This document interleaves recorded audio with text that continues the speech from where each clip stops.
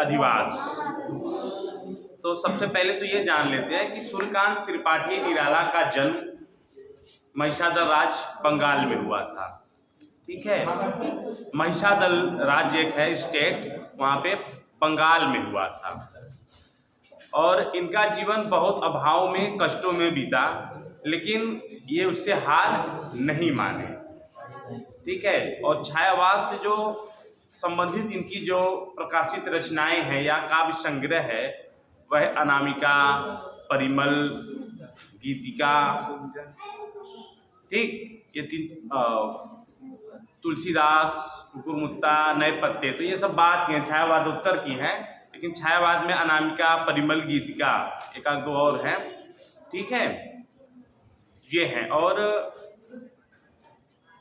इनके ऊपर जो है वेदांत का असर पड़ा, रामकृष्ण परमहंस के दर्शन का और विवेकानंद के दर्शन का बहुत इनके ऊपर प्रभाव पड़ा था, जिसकी वजह से इनकी कविताओं में रहस्यवाद भी देखने को मिलता है। और यह छायावाद के एक प्रतिष्ठित कवि, यथार्थवादी कवि थे और ये मुक्त छंद में कविता करते थे। ठीक है, और हिंदी मगर छायावाद में मुक्त छंद के लिए इनको जाना जाता है और इनके छंद को रबर छंद या केंचुआ छंद भी कहा जाता है। यह ओज, औदात्य और व्यस्त व्यक्ति चेतना के कवि हैं। और इनकी जो लंबी कविताएं हैं वह है राम की शक्ति पूजा और सरोज स्मृति। और सरोज स्मृति को यह मृत्यु मतलब अपने बेटी को, उनकी बेटी की मृत्यु हो जाती है तो बेटी के ऊपर इनकी जो रचना है वह है सरोज स्मृति। यह शोक कविता है और हिंदी साहित्य में यह अकेला, अपने ढंग की एक अकेली दुखांतक कविता है। ऐसी कविता अभी तक नहीं लिखी गई है जो कि अपने पुत्री के ऊपर उसके बचपन से लेके शादी कराने तक का उसमें वर्णन है और वो कैसे अपने बेटी का पालन पोषण करते हैं, क्या करते हैं, हर एक चीज़ का वर्णन उसमें है। तो इसके पहले हम वह तोड़ती पत्थर पढ़ चुके हैं, बादल राग भी पढ़ चुके हैं। अब हम अधिवास, इनकी जो कविता है जो परिमल में छपी थी उसके बारे में पढ़ेंगे। तो यह एक यथार्थवादी कविता है और इसमें इनका दर्शन भी देखने को मिलता है। तो आइए हम शुरू करते हैं। अधिवास। कहाँ मेरा अधिवास, कहाँ क्या क्या कहा, रुकती है गति जहाँ, भला इस गति का शेष संभव है क्या। करुण स्वर का जब तक मुझ में रहता है आवेश, मैंने मैं शैली अपनाई, देखा दुखी एक निज भाई, दुख की छाया पड़ी हृदय में मेरे, कर उमड़ वेदना आई, उसके निकट गया मैं धाय, लगाया उसे गले से हाय, फंसा माया में हूँ निरुपाय, कहो कैसे फिर गति रुक जाए। उसकी अश्रु भरी आँखों पर मेरे करुणांचल का स्पर्श, करता मेरी प्रगति अनंत, किंतु तो भी मैं नहीं विमर्श। छूटता है यद्यपि अधिवास, किंतु फिर भी न मुझे कुछ त्रास। तो निराला जो ये मुक्त छंद में लिखते हैं और उसी बीच बीच में इनकी ये रहस्यवाद की भी पंक्तियां आ जाती हैं, इसकी वजह से कभी कभी इनके अर्थ को लगाना बड़ा कठिन हो जाता है। तो ये यथार्थवाद से संबंधित है और इसमें दर्शन भी है इनका। तो शुरू करते हैं। कहाँ मेरा अधिवास, कहाँ। निराला कहते हैं कि मेरा अधिवास, मेरा निवास स्थान कहाँ है। कहाँ मतलब प्रश्नवाचक है, कहाँ मेरा अधिवास, कहाँ मेरा अधिवास, मेरा निवास स्थान, मेरे रहने की जगह इस संसार में कहाँ है। क्या कहा, वो खुद से सवाल करते हैं, क्या कहा, रुकती है गति जहाँ। कहते हैं क्या कहा, क्या कह रहे हो, रुकती है गति जहाँ, जहाँ गति रुक जाती है वहाँ मेरा अधिवास है। फिर उसके बाद कहते हैं, ये प्रश्नवाचक है, क्या वहाँ पे मेरा अधिवास है। फिर उसी का एक प्रकार से जवाब देते हैं, भला इस गति का शेष संभव है क्या, करुण स्वर का जब तक मुझ में रहता है आवेश। वो कहते हैं कि जहाँ इस संसार की गति रुक जाती है, क्या वहाँ पे मेरा अधिवास है, वहाँ मेरा निवास स्थान है? तो वो कहते हैं कि भला इस गति का शेष संभव है क्या? भला यह जो गति है उसका शेष अर्थात उसका रुकना क्या संभव है?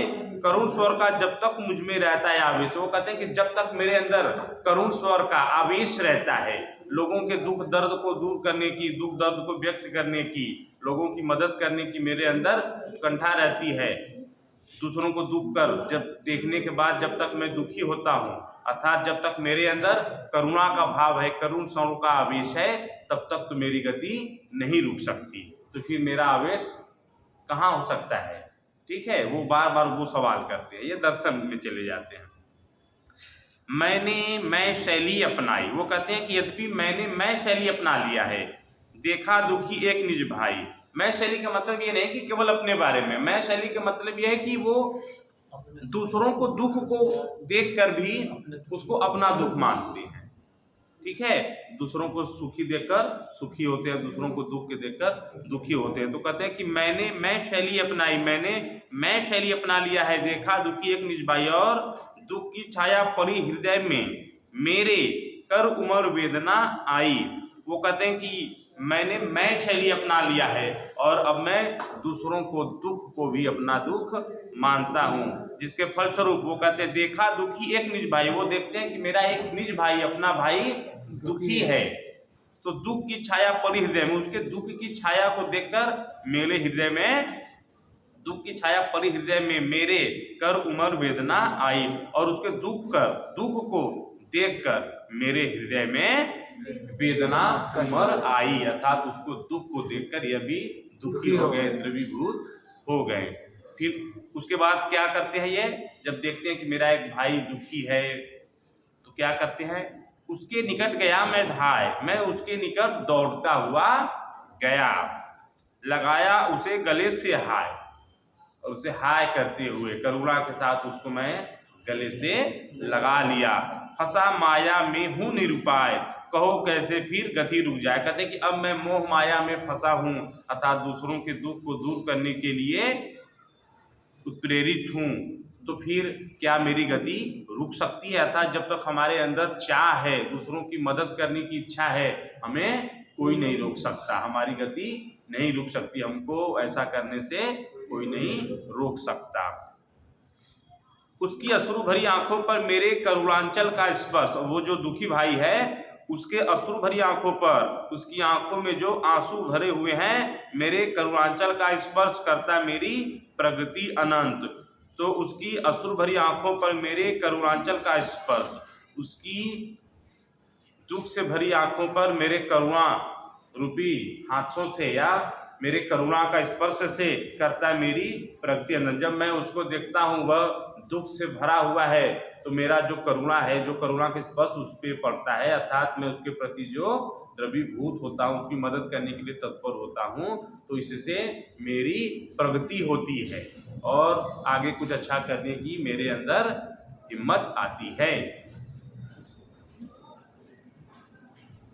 किंतु तो भी मैं नहीं विमर्श, वो कहते हैं कि यद्यपि मैं उसका मदद करता हूँ, उसके दुख को दूर करता हूँ, किंतु तो भी मैं नहीं विमर्श, फिर भी मैं उससे बातचीत नहीं करता। ये नहीं है कि उसी के विषय में बात करें, अगर किसी की भी मदद कर दिए तो ऐसा नहीं है कि उसको ये जताएं कि मैंने तुम्हारा दुख में ये मदद किया, ये काम किया। अर्थात एक प्रकार से ये भी कहना चाहते हैं कि आप अगर किसी की मदद करते हैं तो उसको एहसान दिलाने की जरूरत नहीं है, आप निस्वार्थ भाव से किसी की भी मदद करिए, लेकिन उसे जताइए नहीं। छूटता है यद्यपि अधिवास, किंतु फिर भी न मुझे कुछ त्रास। वो कह रहे हैं कि छूटता है यद्यपि अधिवास, कहते हैं कि यद्यपि अब मेरा अधिवास छूट रहा है, मतलब निवास स्थान छूट रहा है जीवन के अंतिम दिनों में, भाई एक न एक दिन तो सबका अपना अधिवास छूटता है। वो कहते हैं कि छूटता है यद्यपि अधिवास, किंतु फिर भी न मुझे कुछ त्रास। वो कहते हैं कि यद्यपि मेरा अब अधिवास छूट रहा है, लेकिन अब अधिवास छूटने का मुझे कोई दुख नहीं है, क्योंकि जब तक मैं रहा दूसरों की मदद किया, परोपकार किया। ठीक है, ये दर्शन है, यथार्थवाद है और इनकी एक व्यक्तिगत कविता है।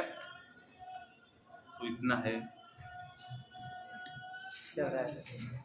बंद कर दो।